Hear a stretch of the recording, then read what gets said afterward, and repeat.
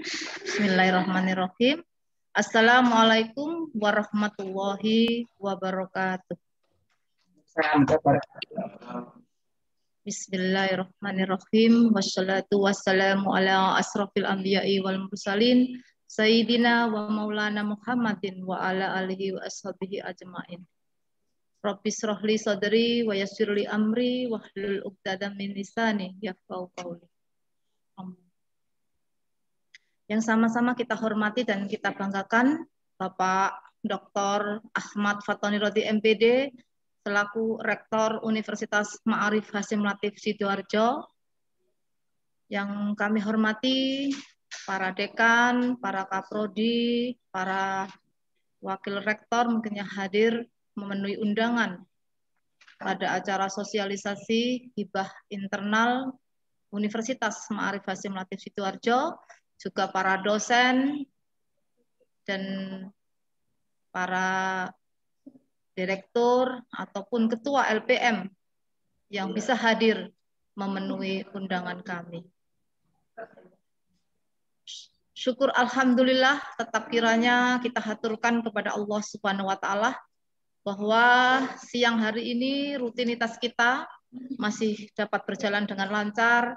Allah senantiasa memberikan kesehatan, limpahan rahmat, taufik serta hidayahnya untuk kita semua, sehingga siang ini kita bisa melakukan kegiatan sosialisasi hibah internal Umaha tahun 2021. Salawat serta salam senantiasa tercurahkan kepada junjungan kita Nabi besar Muhammad SAW yang telah membimbing kita, membawa kita kepada zaman yang terang dan membawa kita kepada zaman yang terang benderang, dan semoga kita selalu mendapatkan syafaatnya hingga akhir zaman. Bapak Ibu sekalian yang sangat saya hormati dan saya banggakan, izinkan kami menyampaikan agenda susunan acara pada siang hari ini. Yang pertama adalah sambutan Rektor Universitas Ma'arif Hasyim Latif, dilanjutkan sosialisasi hibah Litapmas Internal Umaha 2021 oleh Ketua LPPM. Dilanjutkan dengan penyusunan proposal penelitian oleh Direktur Penelitian LPPM. Dilanjutkan dengan penyusunan proposal pengabdian masyarakat oleh Direktur Pengabdian Masyarakat LPM. Dilanjutkan dengan teknis submit proposal penelitian dan pengabdian masyarakat Umaha tahun 2021 oleh Ibu Nuli. Dilanjutkan dengan sesi tanya jawab secara panel dan diakhiri dengan doa penutup. Marilah bersama-sama para hadirin Bapak Ibu sekalian, mudah-mudahan acara yang kita agendakan dapat berjalan dengan lancar. Marilah kita bersama-sama membacakan suratul Fatihah. Semoga Allah selalu memberikan limpahan rahmat kepada kita semuanya. Al-Fatihah. A'udzubillahi minasyaitonirrajim. Bismillahirrahmanirrahim. Alhamdulillahirabbil alamin. Arrahmanirrahim. Maliki yaumiddin. Iyyaka na'budu wa iyyaka nasta'in. Ihdinas siratal mustaqim. Shiratal ladzina an'amta 'alaihim ghairil maghdubi 'alaihim waladdallin. Amin amin ya rabbal alamin. Selanjutnya kami ingin mendapatkan pencerahan, spirit dan motivasi. Maka dari itu kami mengharapkan sambutan dari Bapak Rektor Umaha, itu Bapak Dr. Haji Ahmad Fatoni Rodi MPD, untuk memberikan sambutan pada acara sosialisasi hibah internal Umaha 2021. Kepada Bapak Rektor kami persilahkan. Assalamualaikum warahmatullahi wabarakatuh. Bisa mendengar suara saya? Warahmatullahi wabarakatuh. Ya. Terima kasih atas perhatiannya, kehadirannya. Yang terhormat Saudara Kepala LPPM, Saudara Harun Ibat, Direktur Pengabdian Masyarakat, Ibu Lila Puji Lestari, Direktur Penelitian, Ibu Dr. Ratna Ekasari, kemudian staf dan teman-teman LPPM, juga pimpinan yang hadir hari ini, Alhamdulillah hari ini kita bisa ketemu lagi setelah acara yang bertubi-tubi hari ini kita laksanakan. Alhamdulillah di publik hari ini kita sudah melaksanakan inaugurasi profesor, ya.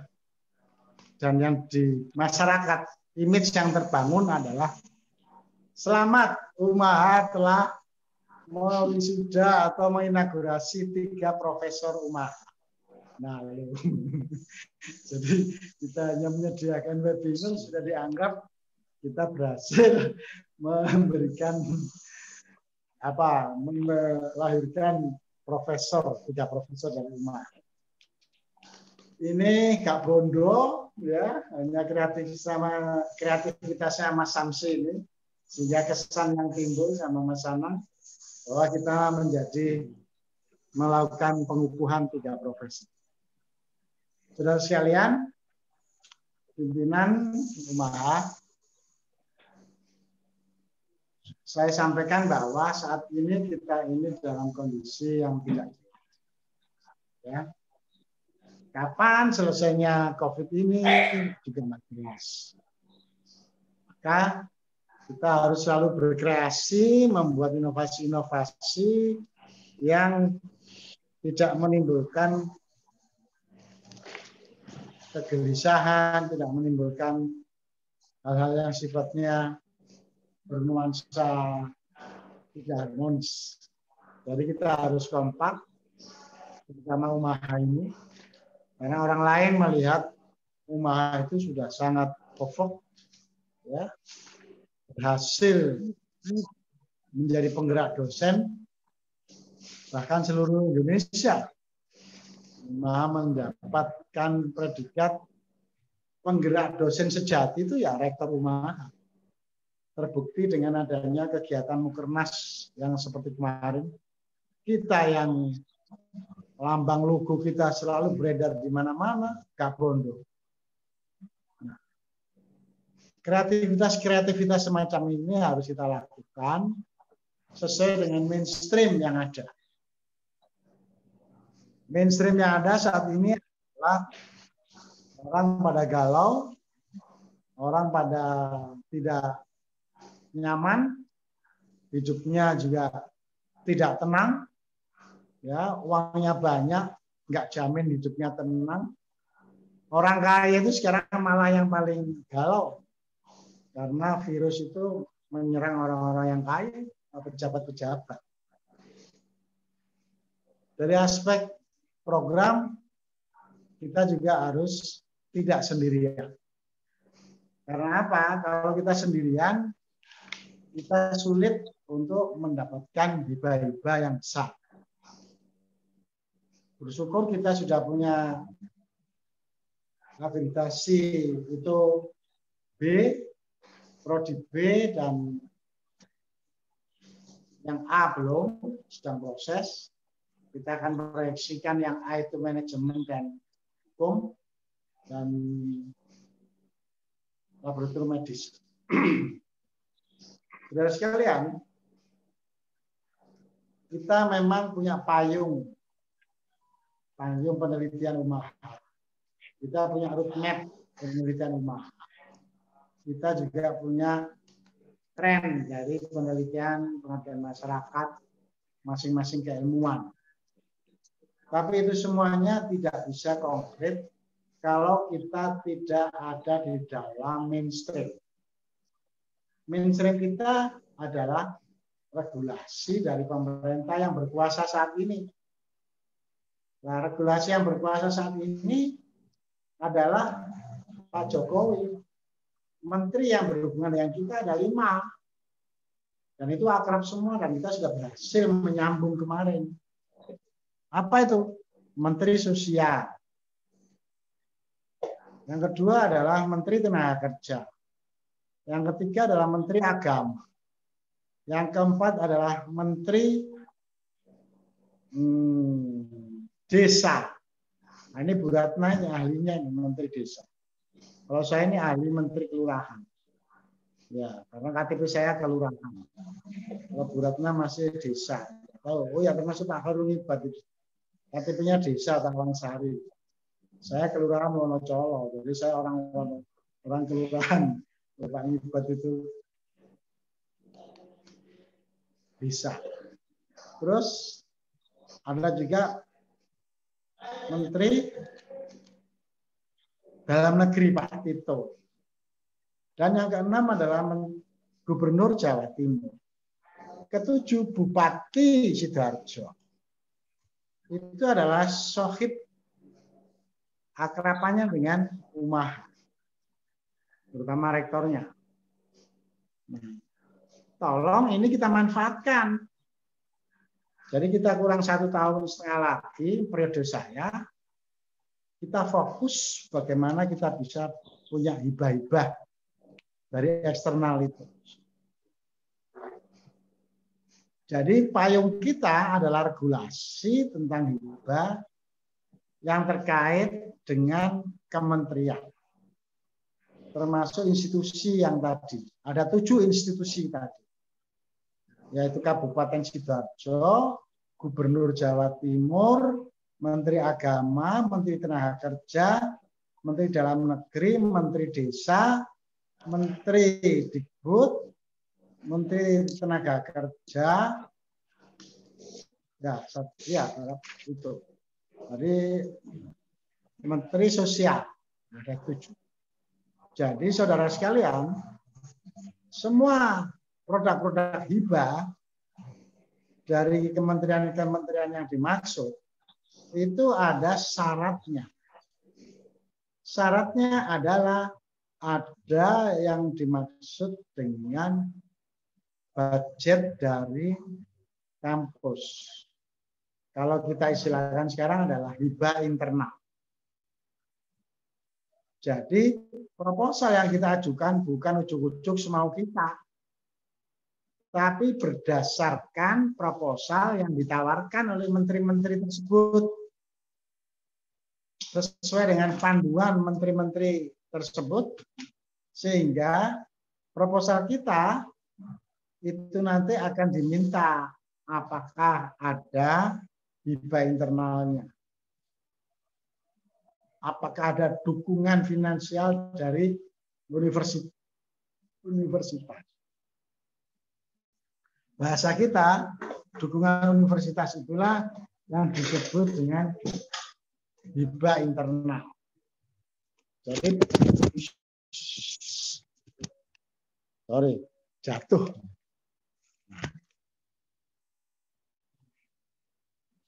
Jadi kita menyelenggarakan kegiatan dan juga sudah kita anggarkan itu bukan tanpa pedoman. Jadi tolong dicatat, semua proposal yang dibuat oleh dosen itu ada beberapa syarat. Pertama, syaratnya adalah sesuai dengan pedoman yang ada. Kalau dia proposalnya ke Menteri Sosial, pedoman dari Menteri Sosial. Kalau mengajukannya ke Menteri Dikbud, pedoman dari Mendikbud. Kalau Menteri Agama juga pedoman dari Menteri Agama. Kalau Menteri Tenaga Kerja juga pedoman dari Tenaga Kerja. Kalau proposalnya dengan Menteri Dalam Negeri juga itu. Itu satu. Yang kedua, diorientasikan sebagai pengabdian masyarakat. Ya. Nah, kebetulan kalau di Mendikbud itu ada 2, yaitu penelitian dan pengabdian masyarakat di bawah Risbang. Alhamdulillah kemarin kita sudah berhasil mengundang direkturnya, yaitu Pak Ismunandar pada waktu Mukernas. Sementara direkturnya, itu tadi dirjennya ya. Sementara direkturnya adalah Heri Hermansyah.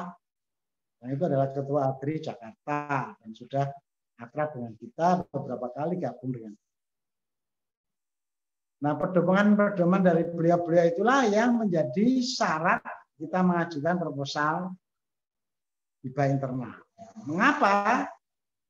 Karena anggaran yang kita sediakan adalah untuk menjadi dana pendukung proposal yang besar. Jadi bukan hanya ecek-ecek, tapi proposal yang sesuai dengan pedoman-pedomannya. Yang ketiga adalah proposal itu sifatnya adalah proposal untuk membuat big data. Apa itu big data? Database. Jadi kita harus punya database sehingga sewaktu-waktu dari pemerintah atau dari direktur minta mengisi kuota yang tidak diisi, seperti kemarin kita ini diminta menambahkan 400 dokumen atau mahasiswa untuk dapat beasiswa. Alhamdulillah kita bisa melaksanakan sehingga kita dapat tambahan 400-an. Jadi dari 4 sudah dapat 400, dapat lagi 400, 800. Ditambah dengan beasiswa lainnya jadinya 999. Mengapa? Karena kita punya big data. Ada database. Oleh karena itu saudara, saya minta para dosen untuk menyusun proposal yang juga niatnya untuk siap-siap database. Artinya apa? Tahun ini belum diterima karena kuotanya sudah habis, kita masih bisa gunakan untuk tahun yang akan datang, atau kita gunakan untuk kuota-kuota yang tidak dipenuhi, misalkan untuk evaluasi pertama itu yang dipenuhi penuh gitu ya. Tapi setelah dilakukan evaluasi kedua, itu ada yang drop, ada yang digugurkan karena nggak memenuhi syarat. Nah, untuk pengganti yang tidak memenuhi syarat itu, kalau kita punya big data, maka proposal-proposal kita bisa kita kirimkan. Nah, jadi tolong 3 syarat ini bagi teman-teman. Yang keempat adalah kontennya, proposalnya itu ada manfaat bagi BKD Anda. Jadi ada beban kerja dosen, nanti hasil penelitian kita itu berlaku, bisa dimanfaatkan untuk beban kerja dosen. Apa itu? Ya bisa dijadikan hasil penelitiannya. Itu bisa dijadikan poin penelitian, kemudian dibuat artikel, hasil artikelnya juga bisa diakui dan masuk ke jurnal, jurnalnya juga bisa disinta. Nah, itu semuanya adalah basisnya penelitian. Saudara sekalian, yang terakhir, proposal tidak hanya untuk bidang keilmuannya. Ya. Jadi proposal yang kita buat adalah multidisiplin. Karena tren sekarang itu bukan penelitian dasar. Ya. Walaupun analis kesehatan itu tentang laboratorium kesehatan, tentang konten kesehatan, maka harus disentuh kesehatannya itu untuk manajerialnya. Bagaimana memanajemennya, lah di situ masuk prodi manajemen. Kemudian bagaimana dimarketingkan, nah di situ masuk prodi desain komunikasi visual untuk promosi. Kemudian bagaimana ini bisa dilakukan transaksi-transaksi dalam bentuk sistem informasi menjadi paket-paket aplikasi. Nah itu masuk teknik informatika atau teknik komputer. Bagaimana rule-nya, bagaimana aturan mainnya, hak ciptanya, dan lain sebagainya. Apabila orang komplain dan lain sebagainya, hak ciptanya siapa? Masuklah itu ilmu hukum. Nah, bagaimana supaya laris lah itu Gus itu Pak Syarif itu hitungannya jadi laris produk-produknya dari teknik analis kesehatan. Itu yang disebut dengan multidisiplin. Jadi tidak bisa lagi sekarang kita hanya sendiri-sendiri begitu. Bisa saja temanya besar. Nah, jadi seperti yang saya lakukan, saya gunakan membuat riba, tentang deradikalisme. Nah, itu nanti satu sisi tentang ini, satu sisi tentang itu, satu sisi tentang itu. Nah, nanti setelah dipasang, satunya membuat kaki saja, satunya membuat kepala saja, satunya membuat dada saja, kemudian satunya membuat pedang saja, dipasang jadi robot manusia yang bisa siap tempur. Nah, pola pikir ini tolong sudah dibiasakan, ya, karena kalau sudah biasa itu enak. Anda biasanya kalau dengan sesama satu prodi itu sering ada gesekan karena rebutan mengajar kayak atau macam-macam. Kemudian yang keenam adalah di samping multidisiplin, gunakan multi kampus. Jadi kita sudah MOU dengan luar negeri, ya hampir ASEAN ini hampir semuanya. Ditambah dengan Australia, Jerman, Inggris, Amerika, Rusia. Nah, itu ada di pengabdian masyarakat kemarin itu ada sekitar 30 keahlian. Ya, yang namanya ada, yang namanya handphonenya ada, dan kita bisa telepon ya, dari beberapa negara. Nah, sehingga apa? Sifat dari penelitian kita adalah penelitian joint research. Saudara, kita istilahnya itu judulnya itu adalah joint research. Nah, nanti dengan beberapa negara, ya kan, dengan Pak Tani, dengan Pak Tumtan, yang datang sinilah, yang datang ke sini kemarin kan banyak coba. Ada Pak Rifani dari Malaysia, ada Pak Rahul dari India, ada Pak siapa yang blacklist itu apa black sheet Pak Manjinder Singh dari India, dari Pak Halan yang orang kesehatan itu dari Australia kan datang ke sini. Kemudian dari dari Thailand itu Pak Sukri Langkute dari Thailand. Kemudian dari Taiwan, dari Xinjiang, ya. Kemudian dari Jerman, itu Pak yang datang waktu acara hall itu datang dari Jerman. Pak Hadi dari Inggris, Pak Dani dari Inggris, ya. Kemudian yang dari Malaysia banyak, ada Pak Suyatno, kemudian ada Pak Abdullah yang dari Terengganu, sama-sama dari Terengganu. Kemudian dari Datuk yang dari UTHM. Nah, jadi itu menjadi joint research. Kalau joint research itu nilainya akan besar. Jadi tolong syarat proposal yang 7 tadi itu bisa menjadi bagian dari proposal yang hebat. Nah, mengapa target kita bukan proposal WDW, tapi adalah proposal yang dibuat berdasarkan panduan-panduan dari luar dengan 7 kriteria tadi itu. Yaitu pertama adalah mainstream, ya.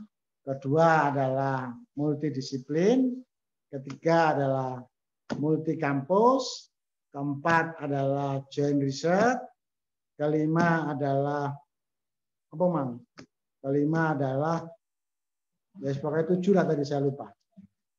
Itulah saudara sekalian supaya kita keenam adalah berbasis pedoman dari pemerintah, ya, pedoman proposalnya itu. Nah, yang terakhir adalah yang bisa digunakan untuk BKD, untuk join jurnal, untuk perindeks dan lain sebagainya. Jadi ini ada 7 syarat. Nggak tahu ternyata bisa juga ya, kok bisa muncul 7 syarat. Ini rasional ini. Nah, kalau kita ingin lokakarya, nanti kita buat lokakarya. Oh ya, yang terakhir sebagai database. database proposal penelitian. Kemudian jangan lupa yang terakhir sekali, 7 kementerian, bupati, gubernur itu kita menjadikan lobby-lobby. Saya minta tolong Warek 1, minta tolong Warek 4, minta tolong tim. Saya tadi sudah telepon sama Saudara Reski untuk membantu di dalam kampus Merdeka ya, yang di luar negeri. Kita sudah April ini akan berangkat ke Thailand, yaitu untuk dosen yang visiting professor dan untuk mahasiswa yang akan ikut student movement. Resminya adalah kita akan datang ke sana, tapi karena masih pandemi, kita akan menjadi online. Jadi visitingnya online, termasuk dosennya juga begitu. Itulah saudara, arahan saya tolong dikonkretkan. Sambil kemarin sudah saya mintakan Warek 1 untuk jadwalnya segera dilaksanakan untuk kampus Merdeka, dan juga dari teknik sistem informasi manajemen juga membuat portofolio seluruh mahasiswa, sehingga siapa yang kemana itu juga bisa.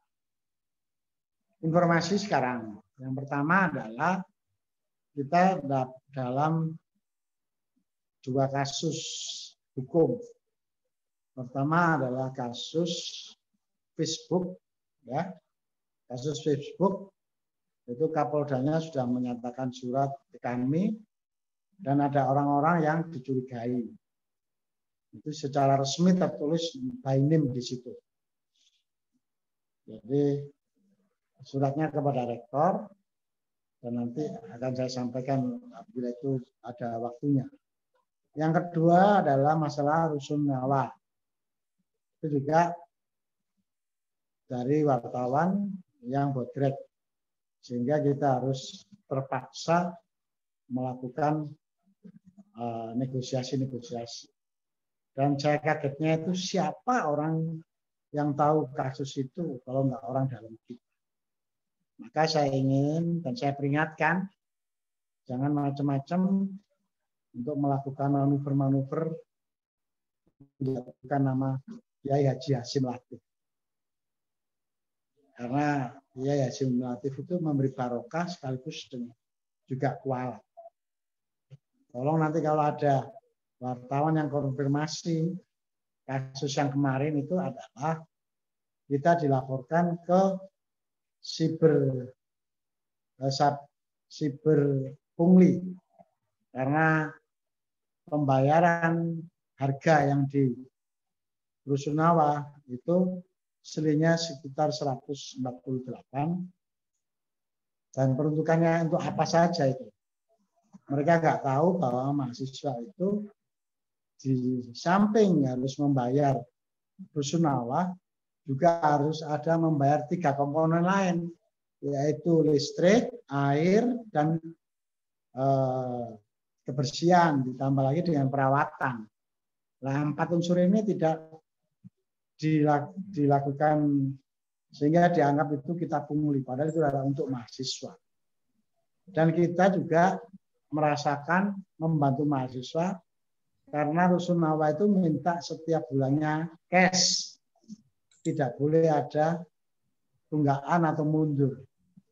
Yang dilakukan oleh UMAHA adalah memberi talangan kepada mereka. Ya, ada, kita siapkan talangan itu, dan sampai sekarang seluruh talangan yang kita berikan ke mahasiswa itu jumlahnya 150 sekian juta dan belum terbayar oleh mahasiswa. Itu adalah talangan dari pengelola. Nah, jadi kalau ada berita-berita tentang dana atau pungli, yang sebenarnya adalah kita tidak melakukan pungli karena dana selisihnya itu digunakan untuk 4 komponen kegiatan untuk mahasiswa, bahkan sekarang tekor, yaitu sekitar 150 58 juta seingat saya. Itulah saudara sekalian informasi-informasi. Tolong kita kejar. Kemarin rapat terakhir ada 100 mahasiswa baru, kita kurang 900 lagi mahasiswa. Kita bersemangat ya, dalam kondisi seperti ini. Kita harus bekerjasama dengan teamwork yang baik, dan yang tidak nyaman di UMAHA lebih baik mengundurkan diri daripada jadi ngerusoni. Bukan karena rektor takut dirusoni, saya hanya khawatir kalian akan kualat dengan Kiai Haji Munir Hasim Latif, seorang pahlawan yang memperjuangkan agama dan putra santri langsung dari Yai Hasim Asy'ari. Itu saja dari saya. Terima kasih. Wassalamualaikum warahmatullahi wabarakatuh.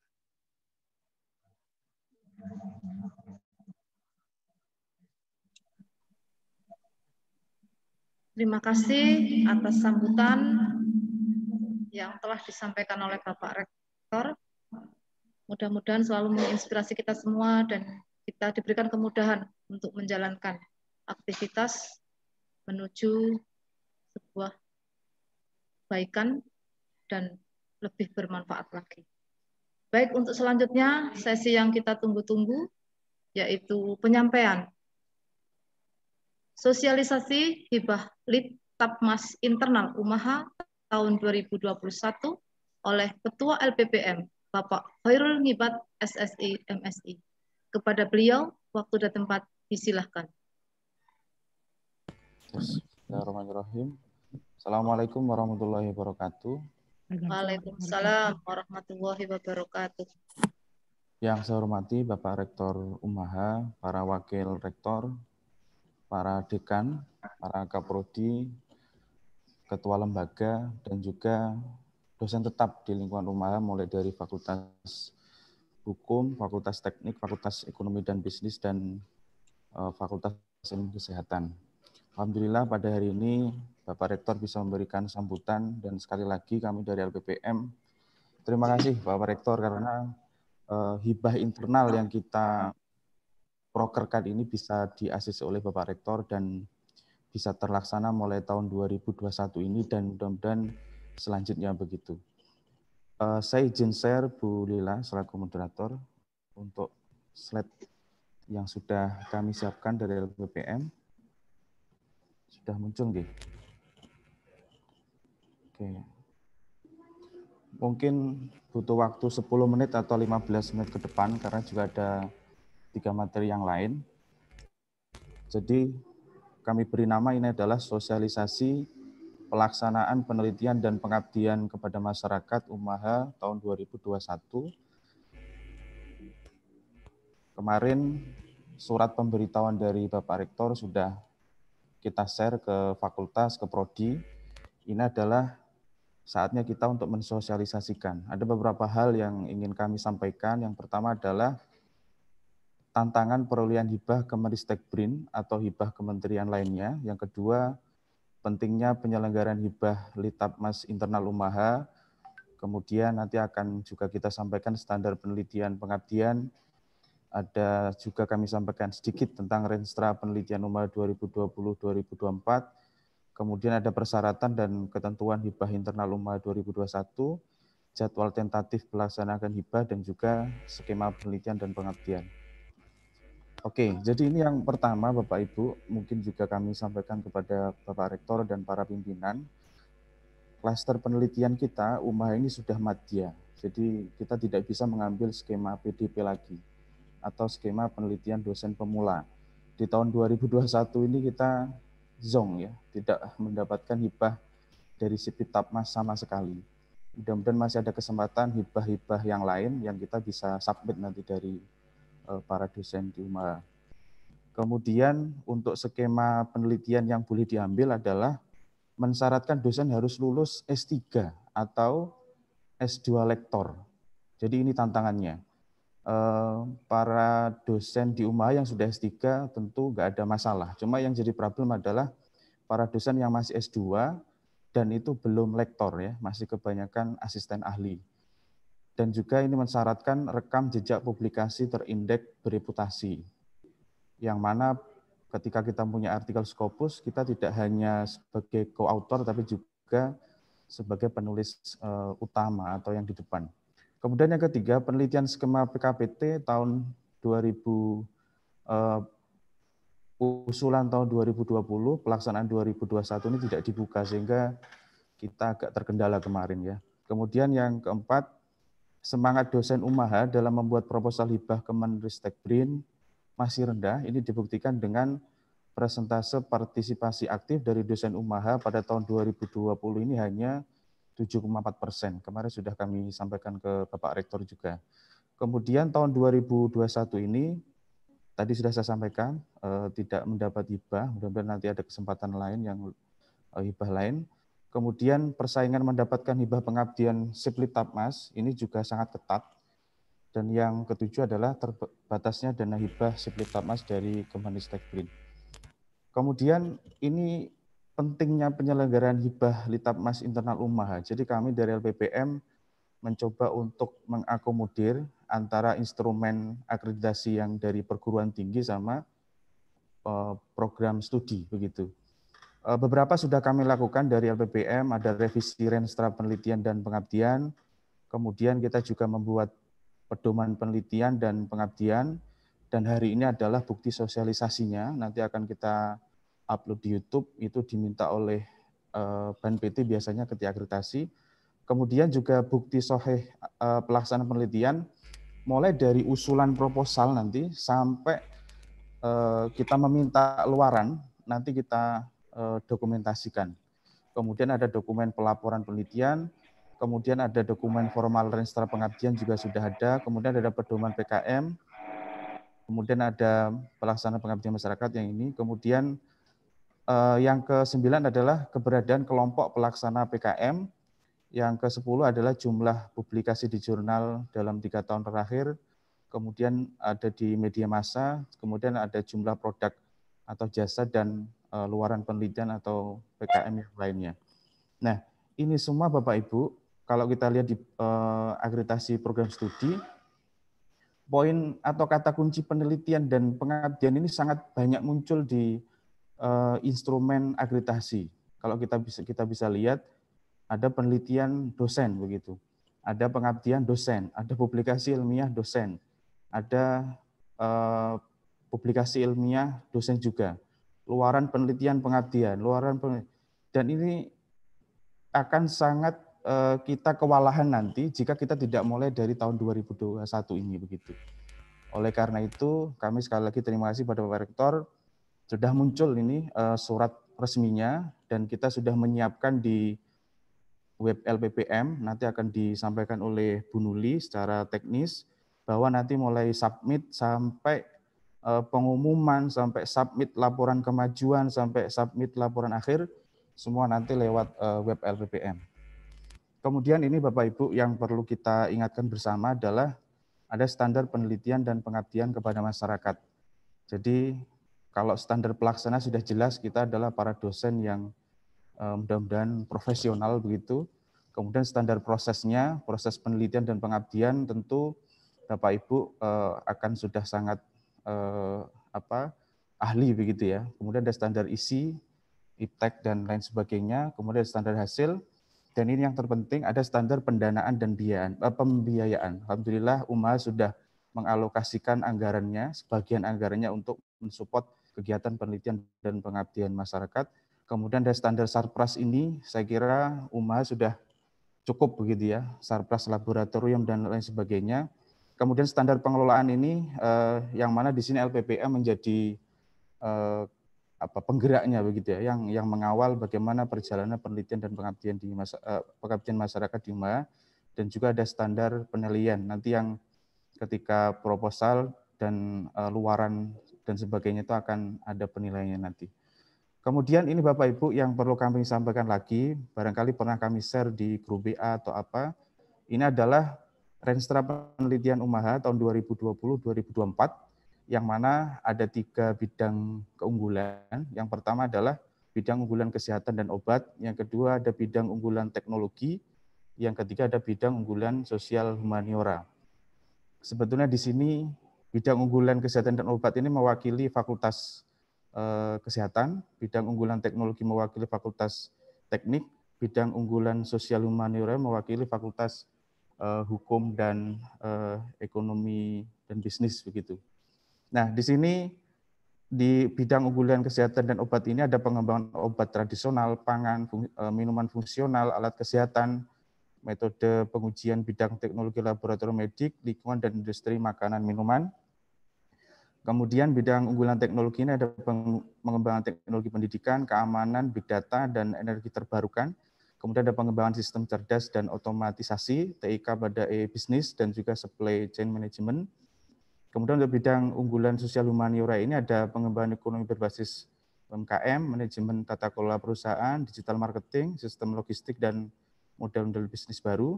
Kemudian ada perlindungan dan penegakan hukum dalam rangka mewujudkan pemerintahan yang baik dan juga peningkatan mutu SDM yang berpegang pada SOJ. Ini Bapak Ibu kita siapkan untuk mensupport desentralisasi kita. Jadi di Siplitapmas ini kita sudah submit, sudah kita upload. Nanti Bapak Ibu yang ingin mengajukan penelitian skema desentralisasi, karena kita sudah madya, Bapak Ibu harus sesuai dengan renstra penelitian UMAH ini begitu. Biar nanti peluang lolos diterima proposal itu lebih besar. Mungkin ini tadi Bapak Rektor sudah menyampaikan beberapa persyaratan yang kami kira luar biasa. Persyaratannya menuntut kita sebagai dosen UMAH ini harus menjadi dosen yang tidak hanya berkelas lokal, tetapi juga berkelas internasional. Saya kira itu luar biasa, mudah-mudahan ke depan kita bisa merealisasikan apa mimpi beliau. Cuma di pedoman hibah internal UMAH, kami sudah menyantumkan beberapa ini. Mungkin Bapak Ibu sudah membaca. Yang pertama adalah ketua pengusul ini merupakan dosen aktif yang bergelar S2, ber-NIDN, kemudian anggota minimal 1 orang, dan disarankan melibatkan mahasiswa Bapak Ibu, karena di akreditasi prodi itu diminta keterlibatan mahasiswa dalam penelitian dosen. Jadi kami menyarankan begitu. Kalau tidak ya tidak masalah begitu. Kemudian yang kedua, setiap pengusul hanya boleh mengusulkan 1 judul penelitian dan 1 judul pengabdian. Kemudian topik proposal atau penelitian pengabdiannya harus sesuai dengan renstra penelitian UMAH dan juga roadmap penelitian program studi. Kapan hari sudah kita berikan ya papan roadmap begitu kepada masing-masing prodi, dan juga sudah kita upload di web LPPM. Bapak Ibu yang ingin mengakses bisa mengunjungi www.lppm.muhammadiyah.ac.id. Kemudian ini Bapak Ibu yang penting, dana per judul proposal ini adalah 2 juta begitu ya. Mudah-mudahan ke depan semakin lama bisa semakin naik begitu. Kemudian durasi penelitiannya ini 4 bulan sampai 6 bulan. Jadi kalau ini bulan Maret, kurang lebih nanti Agustus sudah selesai Bapak Ibu, kita minta luaran wajibnya. Kemudian target luaran penelitian ada luaran wajib berupa 1 artikel ilmiah pada jurnal nasional terakreditasi SINTA. Mulai SINTA 1 sampai 6. Monggo Bapak Ibu milih bisa SINTA 1 atau paling enak SINTA 6 barangkali begitu. Kemudian luaran tambahannya, ini ada publikasi jurnal internasional atau seminar internasional terindeks Scopus, kemudian ada HAKI, kemudian ada TTG, kemudian ada buku ber-ISBN dan book chapter. Untuk target luaran pengabdian, ini kami samakan Bapak Ibu dengan buku pedoman dari Kemenristek BRIN. Ada luaran wajib dan ada juga luaran tambahan. Ini kami samakan. Kemudian ada pernyataan bahwa penelitian dan pengabdian kepada masyarakat yang dilaporkan dalam buku tersebut dinilai melalui hibah penelitian dana internal UMAH. Jadi nanti di cover laporan Bapak Ibu nanti harus mencantumkan bahwa penelitian dan pengabdian Bapak Ibu didanai oleh dana internal UMAH. Kemudian para pengusul harus mengumpulkan proposal, ya, laporan kemajuan, laporan akhir sesuai jadwal yang telah ditentukan. Kemudian dana penelitian dan pengabdian kepada masyarakat dicairkan sebesar 100% setelah penandatangan kontrak. Jadi langsung total 100% kita berikan ke Bapak Ibu dosen biar semangat ya melakukan penelitian dan pengabdian masyarakat. Kemudian LPPM ini wajib melakukan kontrol internal, kami sudah menentukan tim reviewernya atas untuk pelaksanaan penelitian dan pengabdian masyarakat ini, ada SK Rektor. Kemudian untuk penggunaan dan pertanggungjawaban dana penelitian dan pengabdian kepada masyarakat ini mengacu pada aturan yang berlaku di UMAHA. Itu Bapak Ibu, nanti secara detail sudah kami sampaikan di pedoman. Ini Bapak Ibu yang penting juga, ini sudah tanggal 16 Maret, jadi masih ada waktu sampai 31 Maret 2021. Kemudian nanti kita melakukan penilaian usulan itu di minggu ke-1, kemudian pengumuman itu di minggu kedua bulan April, terus kemudian kita lanjutkan dengan penandatanganan kontrak dan tanggal mulai penelitian, kemudian nanti ada monef, kemudian ada seminar hasil dan penilaian luaran, dan juga ada batas pengumpulan laporan akhir kurang lebih di sekitar bulan Agustus minggu kedua atau minggu ketiga nanti sudah beres. Mungkin ini sekilas saja Bapak Ibu terkait penelitian, bahwa tadi Bapak Rektor sudah menyampaikan kalau bisa memang penelitian itu harus penelitian terapan ya, jadi tidak penelitian dasar, karena kalau penelitian terapan itu TKT-nya bukan hanya 1-3, tetapi sudah 4-6, dalam artian penelitian itu sudah sudah tervalidasi begitu ya. Syukur-syukur Bapak Ibu sudah penelitiannya level penelitian pengembangan ya. Jadi sudah pada TKT 7-9. Kemudian ini sekilas saja, mungkin nanti akan lebih detail dijelaskan oleh Direktur Penelitian dan Pengabdian. Kalau ini terkait pengabdian bahwa bersifat memecahkan masalah, komprehensif, bermakna, tuntas, dan berkelanjutan. Ini nanti untuk sasaran programnya, ada yang mitra ekonomi produktif, ada yang tidak produktif, dan ada yang mau punya keinginan kuat untuk produktif. Ini sama persis kami samakan dengan pedoman dari Siplitapmas atau Kemenristek-Brin. Biar Bapak Ibu nanti ketika mengusulkan ke Ristek-Brin itu tidak terlalu mengubah banyak format begitu. Itu Bapak Ibu yang saya sampaikan, ada beberapa poin. Mudah-mudahan kita semua diberikan semangat, kita semua diberikan waktu untuk membuat proposal. UMAHA menunggu proposal penelitian dan pengabdian terbaik dari para dosen UMAHA yang nanti tadi seperti disampaikan oleh Bapak Rektor akan menjadi bank proposal begitu. Jadi ketika nanti ada hibah, kita langsung hibah eksternal, kita langsung bisa mensubmit. Jadi tidak mulai dari awal lagi. Mungkin itu Bapak Ibu yang bisa saya sampaikan. Mudah-mudahan banyak diskusi nanti. Terima kasih. Akhirnya, Assalamualaikum warahmatullahi wabarakatuh.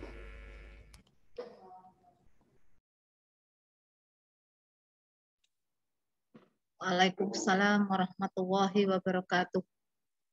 Terima kasih kepada Bapak Ngibat yang telah memberikan pencerahan terkait dengan sosialisasi hibah Litapmas internal UMAHA. Selanjutnya kita masuki acara berikutnya di sesi yang ketiga, yaitu penyusunan proposal penelitian oleh Direktur Penelitian LPPM UMAHA, Ibu Dr. Ratna Ekasari. Waktu dan tempat disilahkan.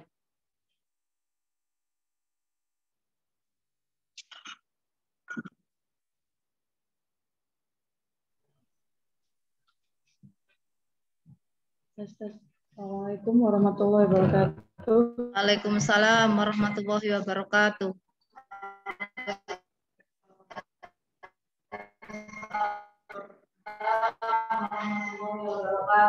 Yang terhormat Bapak Rektor UMAHA, Bapak Patandakli, yang terhormat Rektor, jajaran Wakil Rektor UMAHA, para dekan, para kaprodi, Ketua LPM, Bapak Ibu dosen, yang kami hormati. Sebenarnya. Bisa.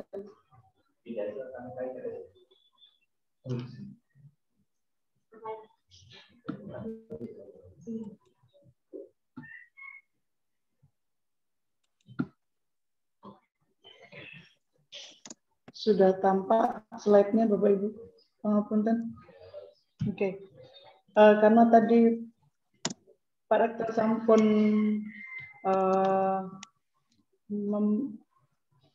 memotivasi kita dan memberi semangat kita tentang hibah internal ini, dan Pak Ibad sudah gamblang banget menjelaskan tentang panduan.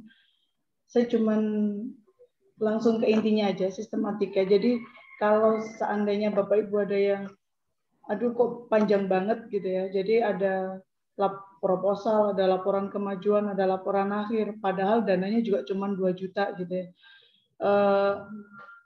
Bukan apa-apa, kami dari LPPM minta maaf untuk itu, karena memang biar rata Bapak Ibu, biar dibagi rata, biar banyak yang dapat, gitu sebenarnya.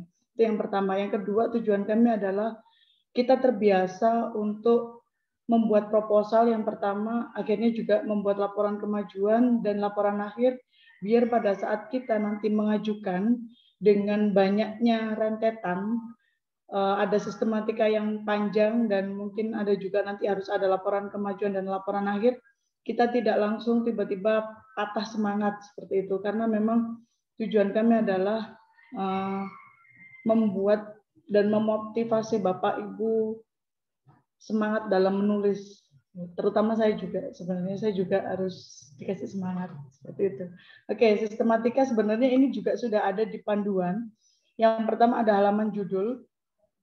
Halaman judul itu saya juga tidak, mohon maaf saya tidak kasih contohnya karena memang sudah ada di panduan. Jadi tujuan kita adalah Bapak Ibu terbiasa membaca buku panduan. Kenapa?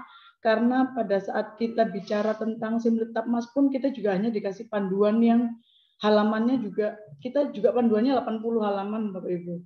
Jadi sama, Simlitapmas itu panduannya juga 300 sekian halaman. Jadi kalau kita memang tidak terbiasa akhirnya males gitu ya. Akhirnya mungkin ada beberapa hal yang terlewatkan. Sama kok, saya sendiri juga begitu, tapi saya juga banyak dibantu dan dimotivasi oleh para dosen. Akhirnya mau menulis ya, walaupun masih kurang gitu. Oke, ada lembar pengesahan. Lembar pengesahan ini nanti ada tanda tangan dari Ketua LPPM, Dekan, dan Ketua Pengusul. Identitas ini adalah identitas dari proposal dari Bapak Ibu sendiri dan uraian umumnya, objek penelitiannya, dan sebagainya. Daftar isi seperti biasa, pendahuluan itu latar belakang ya. Tinjauan pustaka sudah sama seperti Bapak Ibu membimbing skripsi ya, metode penelitian. Jadwal kegiatan ini bisa disamakan dengan jadwal kegiatan yang tadi sudah disampaikan Pak Ibad, Bapak Ibu. Rencana anggaran biaya penelitian nanti saya ada materi lagi tentang pendanaan gitu ya. Surat pernyataan ketua. Nah, ini surat pernyataan ketua adalah yang pertama tentang tidak didanai oleh manapun. Maksudnya penelitian Bapak Ibu belum didanai oleh manapun.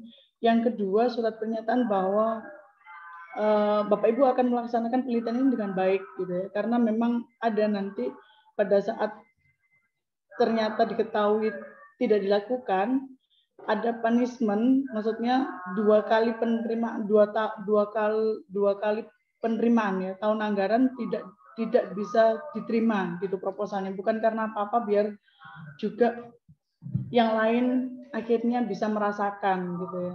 Terus biodata pengusul ini hampir sama. Jadi sistematika yang kami buat di sini kurang lebih hampir sama dengan yang ada di Simlitapmas. Kalau seandainya ada yang bilang, duh cek dowone sih gitu ya, kami mohon maaf, sekali lagi kami mohon maaf. Bukan apa-apa, karena ini hibah internal adalah satu, maksud kami adalah latihan gitu ya. Latihan biar bagaimana kita pada saat mengajukan proposal lain gitu ya, kita bisa sudah terbiasa gitu. Yang kedua, ini sebenarnya tujuan kami adalah pada saat Bapak Ibu mengajukan Simlitapmas dan tidak lolos, itu tidak langsung gelo Bapak Ibu. Jadi itu bisa, oh ya, kalau nggak masuk di Simlitapmas bisa dimasukkan di hibah internal. Jadi kampus juga punya hibah internal seperti itu, karena tidak berbeda jauh seperti itu. Yang kedua, pendanaan. Pendanaan ini juga hampir sama dengan Simlitapmas. Ada belanja bahan, belanja barang non operasional, dan perjalanan. Kami tidak menyarankan gitu ya adanya honor peneliti. Tapi kalau honor pembantu penelitian ada, boleh.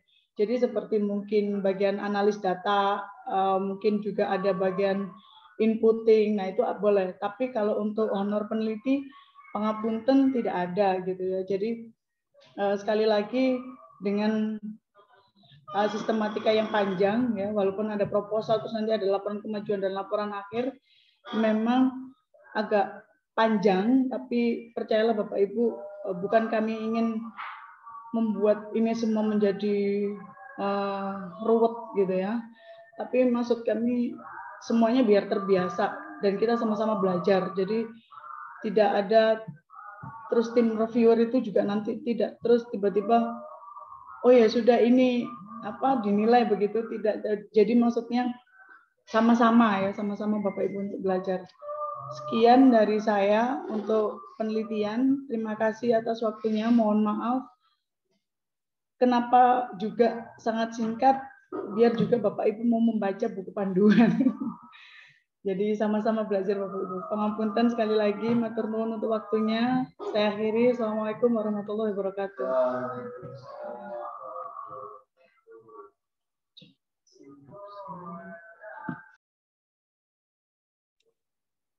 Terima kasih Ibu Dr. Ratna Eka Sari selaku Direktur Penelitian yang telah menyampaikan panduan untuk hibah penelitian internal UMAHA. Selanjutnya langsung saya sambung terkait dengan bidang pengabdian kepada masyarakat.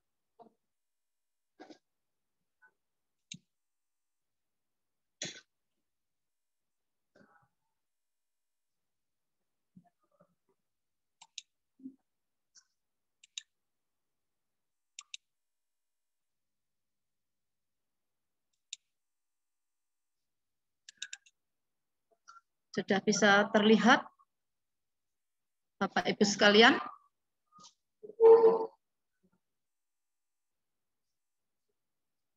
Sudah bisa terlihat? Sudah.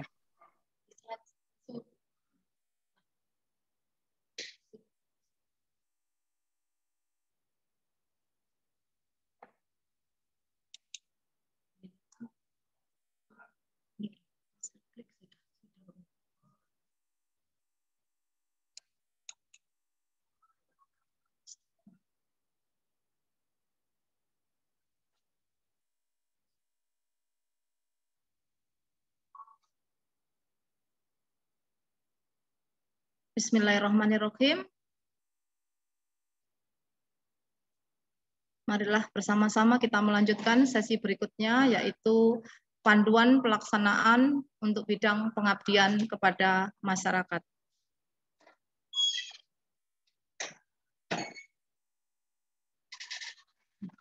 Dasar hukumnya bahwa pengabdian kepada masyarakat merupakan kegiatan sivitas akademika dalam mengamalkan dan membudayakan ilmu pengetahuan dan teknologi untuk memajukan kesejahteraan umum dan mencerdaskan kehidupan bangsa.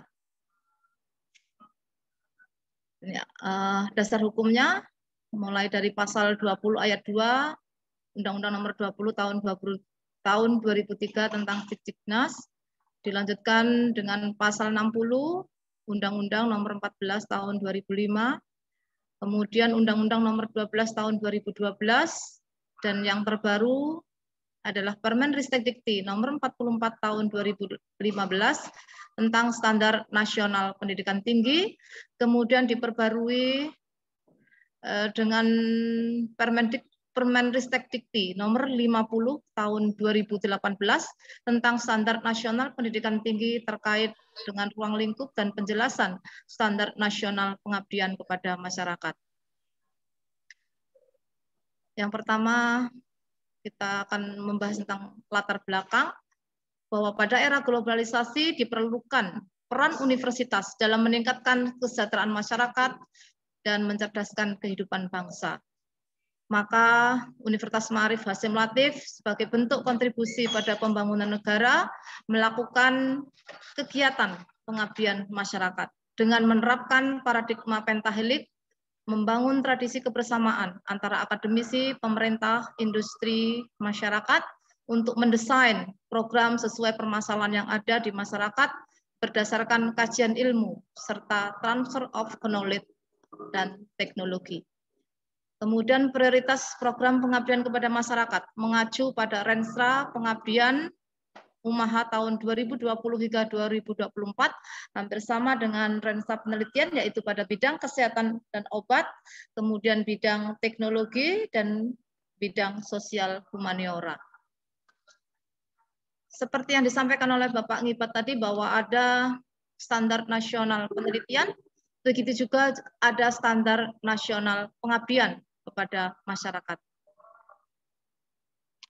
Tidak perlu kami sampaikan banyak terkait dengan standar nasional pengabdian, karena ada 8 standar pengabdian, yaitu standar hasil, standar isi, kemudian bagaimana kegiatan pengabdian kepada masyarakat.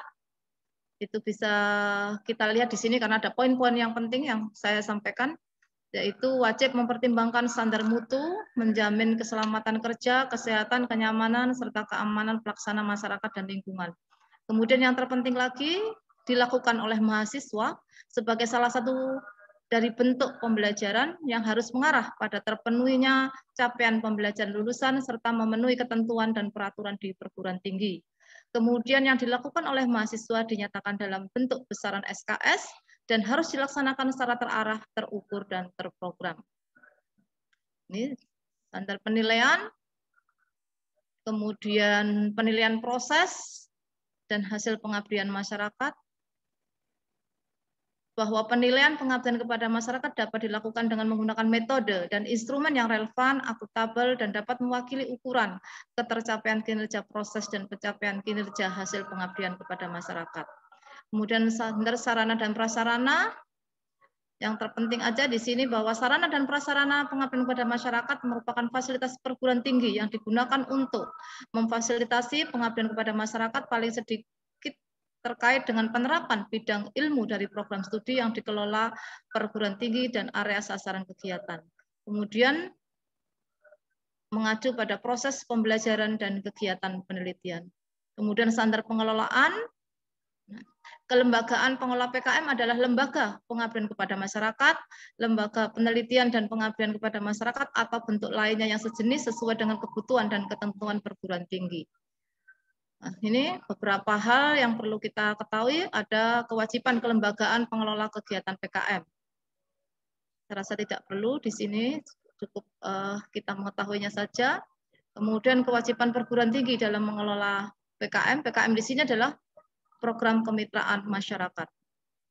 Kemudian ada standar pendanaan, dan bismillah dengan hibah internal yang pertama ini mudah-mudahan menjadi penyemangat pada Bapak Ibu dosen untuk melaksanakan hibah internal baik penelitian maupun pengabdian kepada masyarakat.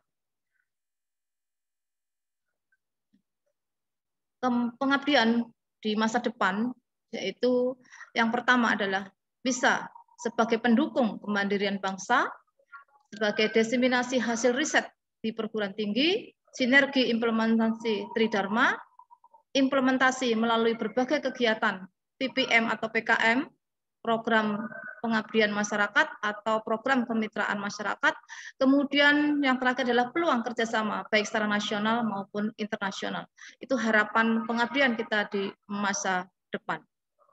Kemudian prinsip dasar dalam pengabdian kepada masyarakat berbasis kewilayahan, berbasis hasil riset, berdasarkan permasalahan kebutuhan atau tantangan di masyarakat, kemudian sinergi, multidisiplin, dan bermitra, kemudian kegiatan terstruktur, target luaran jelas dan dapat diukur, dan yang keenam adalah berkelanjutan, sustainable, tuntas, dan bermakna. Kemudian skema pengabdian, alasan dikembangkannya program kemitraan kepada masyarakat, bahwa di sini yang pertama adalah LPPM Umaha menerapkan paradigma baru dalam kegiatan PKM yang bersifat memecahkan masalah, komprehensif, bermakna, tuntas, dan berkelanjutan dengan sasaran yang tidak tunggal. Kemudian tujuan daripada PKM di sini adalah membentuk atau mengembangkan sekelompok masyarakat yang mandiri secara ekonomi dan sosial. Yang kedua, membantu menciptakan ketentraman dan kenyamanan dalam kehidupan bermasyarakat, meningkatkan keterampilan berpikir, membaca, dan menulis untuk keterampilan lain yang dibutuhkan, baik itu soft skill maupun hard skill. Kemudian khalayak sasaran program kemitraan masyarakat adalah yang pertama adalah masyarakat yang produktif secara ekonomi. Siapakah itu? Yaitu kelompok pengrajin, kelompok nelayan, kelompok tani, ataupun kelompok ternak. Kemudian masyarakat yang belum produktif secara ekonomi tetapi memiliki hasrat yang kuat untuk menjadi wirausaha. Dan yang ketiga adalah masyarakat yang tidak produktif secara ekonomi, yaitu bisa kita lihat seperti masyarakat yang ada di sekolah, yaitu mulai dari PAUD, SD, SMP, SMA, dan SMK. Kemudian ada Karang Taruna, kelompok ibu-ibu rumah tangga, kelompok anak jalanan, RT, RW, dusun, desa, lingkup puskesmas atau posyandu, dan pesantren. Kemudian permasalahan yang wajib ditangani dalam program PKM, khusus untuk masyarakat yang produktif secara ekonomi atau calon wirausaha baru, itu meliputi bidang produksi, manajemen usaha, dan pemasaran. Untuk kegiatan yang tidak bermuara pada bidang ekonomi, prioritas permasalahan yang harus diselesaikan yaitu peningkatan pelayanan, ketentraman masyarakat, dan memperbaiki fasilitas pelayanan. Kemudian nanti sudah sampaikan luaran wajib untuk penelitian, sekarang kita juga akan melihat luaran wajib untuk PKM. Yang pertama adalah 1 artikel ilmiah yang dipublikasikan melalui jurnal terakreditasi SINTA atau proceeding ber-ISBN dari seminar nasional. Yang kedua adalah 1 artikel pada media massa cetak atau elektronik, kemudian video kegiatan, dan yang keempat adalah peningkatan keberdayaan mitra sesuai permasalahan yang dihadapi. Nah, kemudian mungkin ada luaran tambahan secara opsional, bisa Bapak Ibu akan mendaftarkan pada HAKI atau akan mendapatkan hak kekayaan intelektual. Seperti yang kemarin dari hasil mahasiswa KKN, alhamdulillah LPPM telah memperbanyak HAKI. Yang pertama adalah pada buku terkait dengan kegiatan mahasiswa KKN TKK Umaha, buku panduan, kemudian yang kedua adalah artikel yang telah publish di jurnal pengabdian kepada masyarakat, dan itu menjadi sebuah kebanggaan bagi mahasiswa itu sendiri. Dan yang ketiga juga mengucapkan selamat kepada Bapak Rektor karena seluruh kegiatan pengabdian yang salah satunya adalah webinar yang diadakan oleh Bapak Rektor dan Umaha juga mendapatkan atau telah memperoleh hak cipta. Selamat kepada Bapak Rektor. Kemudian mungkin ada produk terstandarisasi, produk tersertifikasi, mitra berbadan hukum. Perlu disampaikan memang untuk program pengabdian masyarakat kita yang paling utama adalah membutuhkan mitra. Untuk mitra di pemerintahan atau lingkup Kabupaten Sidoarjo, yang pertama kita sudah bermitra dengan kebencanaan yaitu BPBD, Badan Penanggulangan Bencana Daerah Kabupaten, kemudian yang kedua dengan UKM, dan insya Allah nanti segera ada realisasi dari UKM yang ada di Sidoarjo itu juga ingin bermitra, dan kami juga mengajukan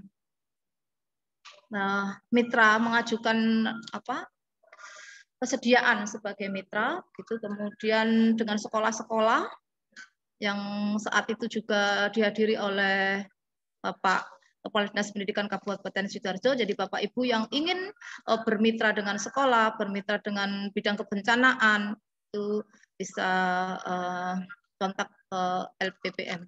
Kemudian buku ISBN, kemudian juga akan dihasilkan book chapter, kemudian luaran iptek lainnya, kemudian pemakalah di forum ilmiah, baik itu lokal, nasional, maupun internasional.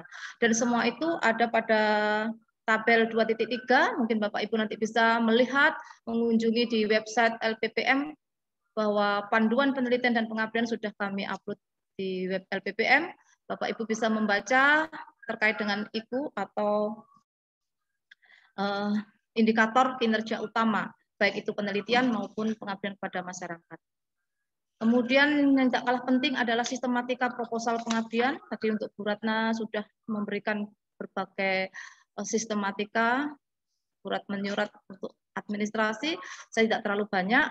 Hanya memang ada sedikit perbedaan untuk sistematika proposal penelitian atau pengabdian, yaitu pada bab 1 di sini pendahuluan. Nah, ini harus mencantumkan analisis situasi dan permasalahan mitra. Mungkin itu yang berbeda dengan skema pada proposal penelitian.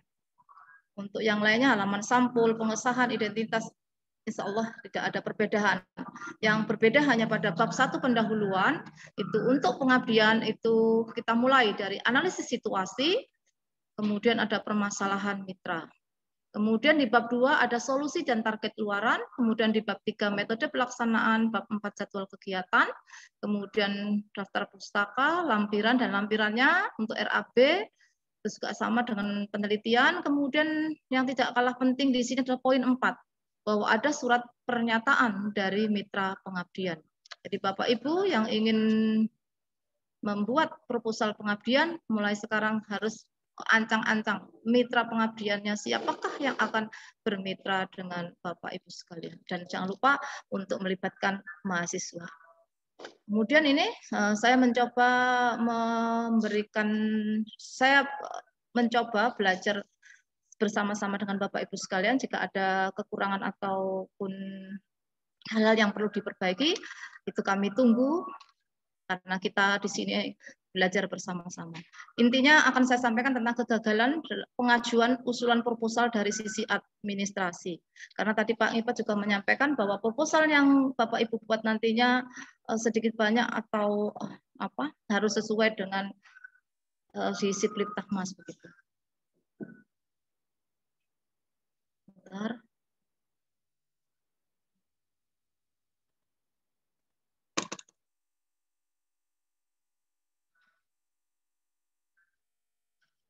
Saya stop dulu.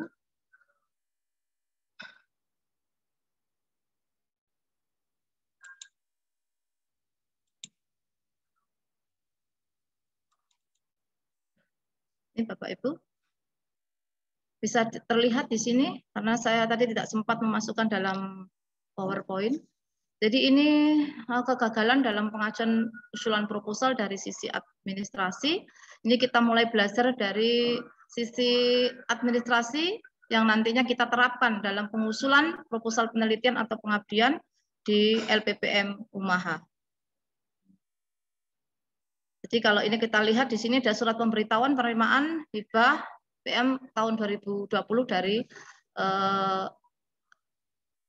Ristek Inovasi Deputi Bidang Penguatan Riset dan Pengembangan.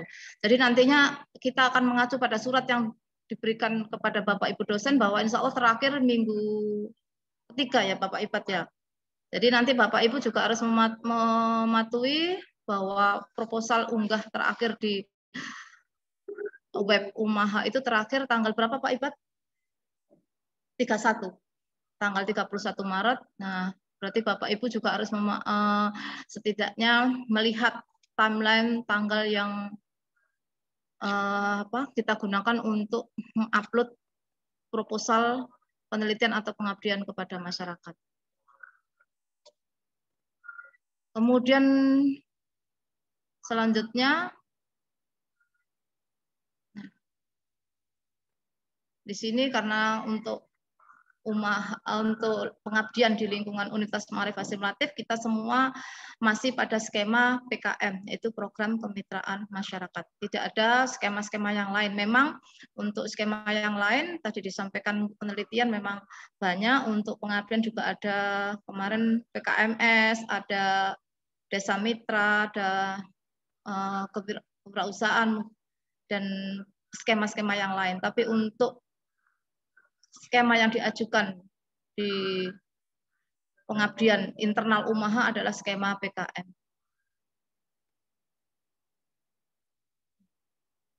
Kemudian kita juga harapannya adalah melibatkan mahasiswa.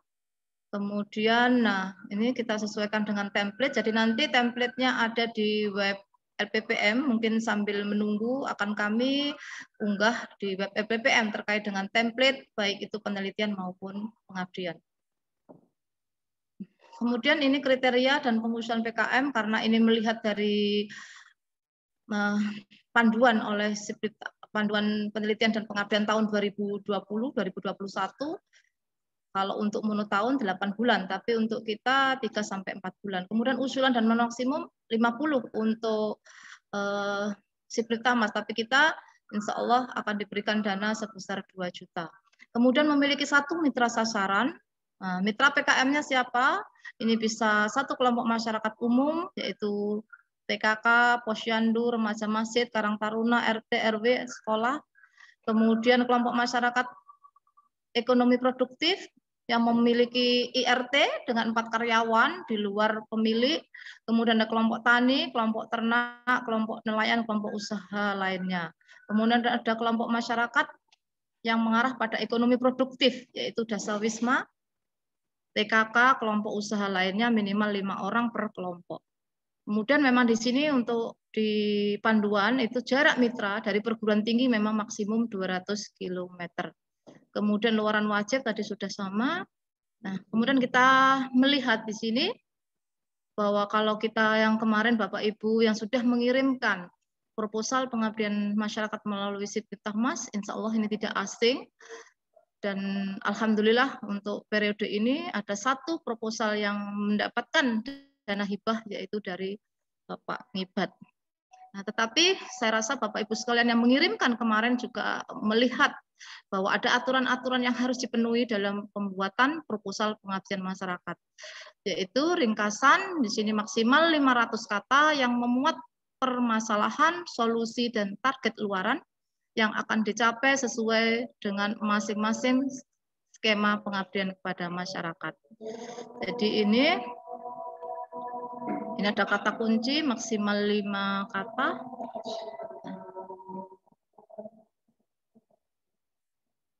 Sambil mendengarkan azan